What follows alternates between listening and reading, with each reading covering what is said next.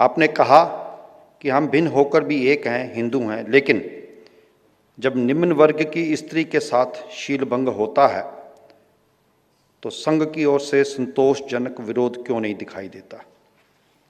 भारतीय समाज में एक वर्ग ने सदियों से समाज में सफाई बनाने का कार्य किया, फिर भी आज वे बदहाल हैं। उनके प्रतिनिधित्व के लिए संघ क्या प्रयास करेगा? There are references of caste division in Manusmriti and Vedas. Please express your views on this. संघ के 100 वर्षों के सघन जागृति कार्यक्रम करने के उपरांत भी समाज में जातिगत समीकरण प्रमुख होते जा रहे हैं।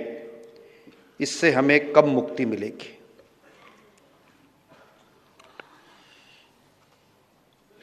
आरक्षण वगैरह वगैरह ये जो विषय है,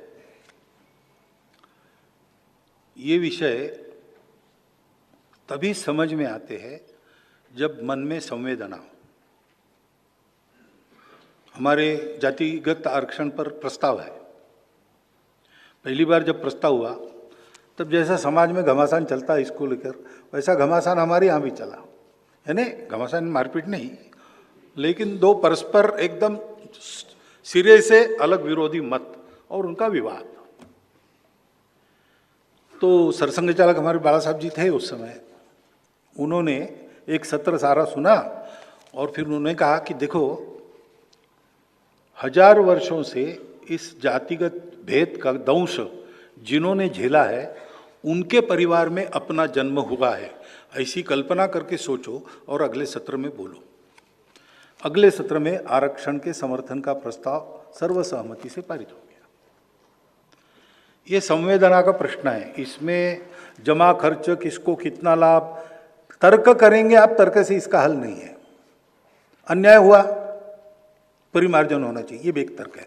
अन्याय जिन्होंने किया वो तो चले गए, आज तो हम इसको मानते नहीं, हमको क्यों तकलीफ, अब ये भी एक तर्क है। दोनों तर्कों में दम है। इसका क्या, इसका हल ये नहीं है।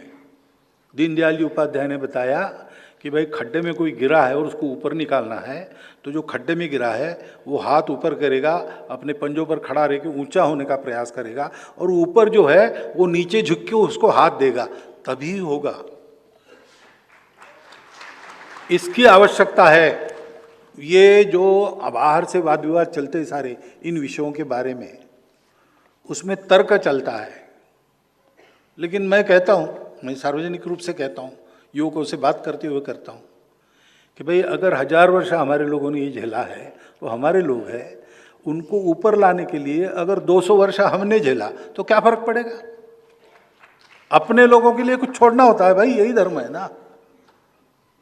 परसों धर्म की इसमें उदाहरण दिया मैंने, शिबिराणा ने अपना मांस काट के दिया, तो हम कुछ छोड़ेंगे तब हमारे सब लोगों को मिलेगा।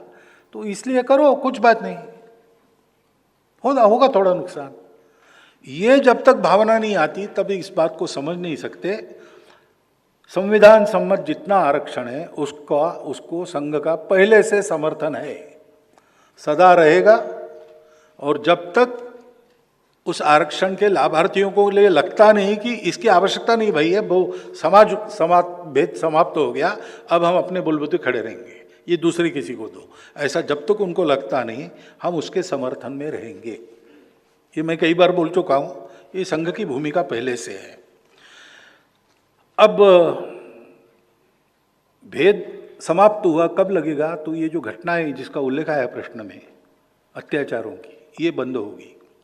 ये अभी भी चलती है और चलती है। वहाँ संघ के स्वयंसेवक उसका पुरजोर विरोध करने के लिए खड़े हो जाते हैं।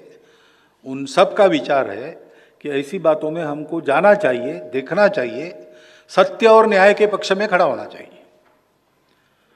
लेकिन सब जगह उनकी ताकत नहीं है। पूरे संघ की ताकत ठीक है, लेकिन मेरे गांव में संघ का क्या प्रभाव है, ये अलग अलग है। और जहां ताकत है वहां खड़े रहने के बाद भी वो खड़े रहे, ऐसा आता नहीं, ये भी हो सकता है। या कहीं पर वास्तव में वो नहीं आए हो, तो ये उनकी कमी है, ये उनकी त्रुटि है, वो हमको सीधी ठीक करनी पड़ेगी। लेकिन मन तो हमारा यही है कि ऐसा जहाँ जहाँ होता है वहाँ स्वयंसेवक जाए, समाज में इसके कारण आपस में झगड़े होने न दे, सत्य और न्याय के पक्ष में खड़े होकर न्याय दिलवाए। ये सब स्वयंसेवकों ने करना अपेक्षित है। विभिन्न कारणों से नहीं होता है, बिना कारण नहीं होता है तो हमारी कमी है। स्थानीय संघ कार्यकर्ताओं के ध्यान में आप ला दीजिए, उसका इलाज होगा। जो ऐसे दुर्बल वर्ग है उनके आरक्षण के लिए प्रयास हम करेंगे, लेकिन करते तो एक बात होती है, लोग कहते कि बीजेपी की वोट बैंक बढ़ाने के लिए संघ कर रहा है, तो ये भी होना नहीं चाहिए। उसके कारण दोनों ओर गलतफहमियां होती है, विषय बाजू रह जाता है। तो हम ज़्यादा उचित ये समझते हैं कि समाज में अपने वर्ग की उन्नति के लिए उस वर्ग की लीडरशिप खड़ी है, वो प्रामाणिकता से, निस्वार्थ बुद्धि से, हम एक वर्ग के नेता है लेकिन हम पूरे समाज के अंग है, ये मानकर करें। ऐसा नेतृत्व खड़ा हो, इस दिशा में हमारे प्रयास चलते रहेंगे। उससे इसका हल होगा और इसमें जो न्याय और सत्य का पक्ष है उसके साथ संघ नीतिगत रूप से सदैव खड़ा रहेगा। बाकी ग्रंथों में ये रेफरेंस अगर है तो हम उनको नहीं मानते। हमको ऐसे हो सकता है, लेकिन हमारे सब धर्माचार्यों ने 1972 में उडुपी में एकत्र जाकर ये कह दिया है कि हिंदू शास्त्रों में छुआछूत, ऊंच नीच, अछूताई यानी अस्पृश्यता, इसका कोई स्थान नहीं है। तो ऐसा रेफरेंस कहीं मिल भी जाए तो भी उसका अर्थ कुछ गलत लगा होगा, ऐसा मानना, उन ग्रंथों को छेड़ना नहीं। क्योंकि पूरे हिंदुओं के इतिहास में ग्रंथ तो बहुत है, मनुस्मृति सहित, उसके अनुसार हिंदू ने व्यवहार किया है ऐसा कम है। हमारे यहाँ दो प्रमाण है, एक शास्त्र है, दूसरा लोक है। और शास्त्रात रूढ़िर्बली ऐसा है, यानी लोक जो चाहता है वो होता है। पुस्तक में जो है, ग्रंथों में जो है, हम वैसे नहीं चलते और इसलिए हमारे यहाँ एक ग्रंथ नहीं है। और ग्रंथों के अर्थ अलग अलग किए हैं लोगों ने अपनी अपनी सुविधा के अनुसार। तो पूरे इतिहास में मनुस्मृति के अनुसार देश चला, पूरा देश कभी नहीं चला। मेजॉरिटी देश अपने अपने सुविधा के अनुसार चला। ये जो मैंने कहा श्रम प्रतिष्ठा, उसके क्षरण के कारण ऊंच नीच की भावना, पहले स्वच्छता की भावना, अस्वच्छता की भावना, अस्वच्छता को अपवित्रता बना दिया, अपवित्रता के कारण ऊंच नीच हो गया, ये ऐसा विकसित हुआ है। कब से हुआ पता नहीं। तो मूल वहाँ इलाज करना, सब लोग समाज के अंग है, समाज के सब अंग अपना अपना काम करते हैं, ऊंच नीच कोई नहीं है, सबकी प्रतिष्ठा समान है, सब अपने हैं। ये भाव जगाना वो करना पड़ेगा, संघ वो कर रहा है।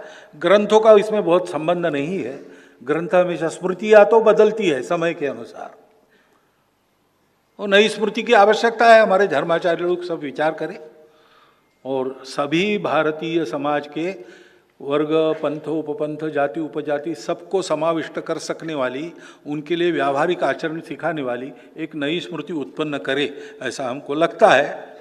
अब ये जागृति का कार्यक्रम है, जातिगत समीकरण राजनीतिक दृष्टि से प्रमुख होते जा रहे हैं। वो दृष्टि जाएगी तो क्या करना, तो सद्भावना बैठक की बात मैंने कल बताई। जाति बिरादरी के प्रमुख बैठते रहेंगे और 3 बातों का विचार करेंगे तो ये राजनीति चले अपने जगह, लेकिन समाज में दो फाड़ नहीं होंगे, समाज में विभाजन नहीं होगा, वो होना चाहिए।